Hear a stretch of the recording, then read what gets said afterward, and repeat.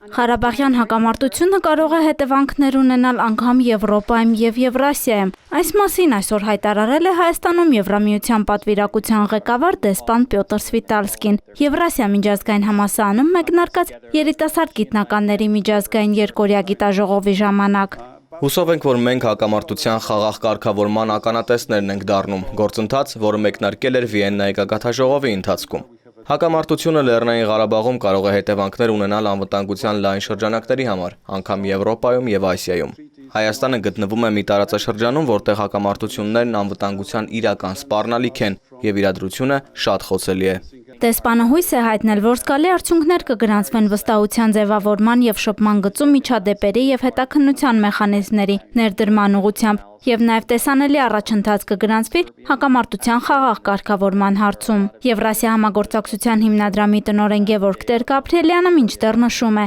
Հայաստանի և Ադրբեջանի միջև իբրև կարգավորման հետ կապված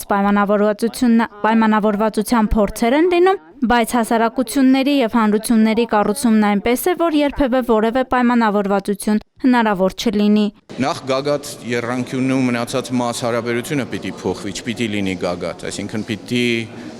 դառնա ժողովրդավարական երկու կողմն էլ։ Ես հասկանում եմ, որ սա աբստրակտ բան է, նշանակում է 40-50 տարի դեռ մենք չենք հասնի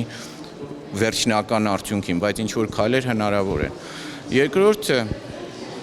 մենք պիտի ոչ թե մի առանձին քննարկենք երկու կողմերով Ադրբեջանի հետ, թե ինչպիսին պիտի լինի Լեռնային Ղարաբաղի լուծումը, այլ մենք բոլոր կողմերով միասին պիտի քննարկենք, թե ինչպիսին պիտի լինի տարածաշրջանի ճակատագիրը, տարածաշրջանի ապագան։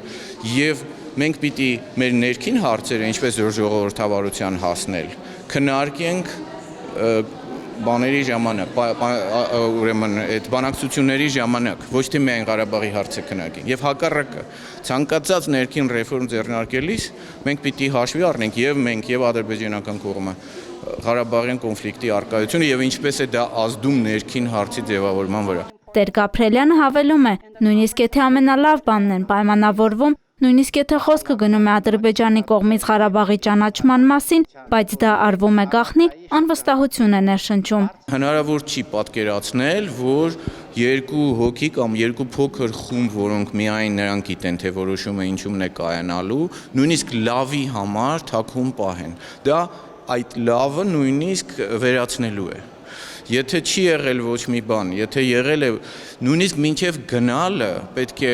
խորհուրդ հարցնել, պետք է քննարկումներ անցկացնել, գնում ես ինչ մեսիջով, ինչ հաղորդագրությամբ, ինչպես ես ինձ պահեմ այնտեղ, ինչ ասեմ, ինչ չասեմ։ Մարդիկ կարծում են իրենք ամեն ինչ գիտեն։ Դա բացարձակապես այդպես չի եւ ամբողջ քննադատությունը հանրության ցույց է տալիս այսօր, որ հենց դա է խնդրեմը, որ մեր պետական օրգաններից շատերը կարծում են, որ իրենք կարիք չունեն խորհրդակցելու, իրենք ամեն ինչ հասկանում են, իրենք ամեն ինչ գիտեն, իրենց ավելի լավ գիտեն։ Քանի որ մի կողմից դա այդպես չէ, մյուս կողմից էլ այդ գաղտնիությունը կասկած է հարուցում։ Իսկույն կասկած է առաջանում, որ դուք ուրիշ բաների վրա եք աշխատում, ուրիշ հարցերով եք զբաղվում։ Այդ կասկածը թուլացնում է մեր պետականությունը, պետք է դա վերացնել։ Սիրանուշ Պապյան, Արտուր Ղահրամանյան, Առաջին լրատվական։